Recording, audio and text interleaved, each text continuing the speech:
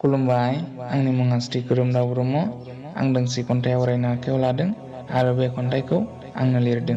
फैदो बिदिब्ला खोनासंदिनि। खन्थाइनि मुं मुगै जागोन। मुगै जागोन। ओइ सुबुं, सुबुंनि अननायनि बिबायारि जानो दानाजा। सोरबा सुबुंनियाव अननाय मोजां मोननाय नागिरनो दाथा। नागिरोब्ला मोनगोन नों जिउआव हाजासे दुखु। सोरनिबा अननाय हास्थायोब्ला मुगै जागोन नोंनि जिउआ। नाथाय फांसे बिफांनि सायायाव सान्दुंनि दुंनायाव मेंनानै जिरायोब्ला बुंनाय नङा नोंखौ बिफाङा आंनि सायायाव दाजिराय। होगोन बिफाङा नोंनो अननायजों गोजोननाय। हाल एवनानै माइ गायनानै हाब्रु फुदला फुदलि फैनानै मोनसे दैमायाव दुगैयोब्ला बुंनाय नङा नोंखौ दैमाया नों लेथ्रा आंनियाव दुगैनो नाङा।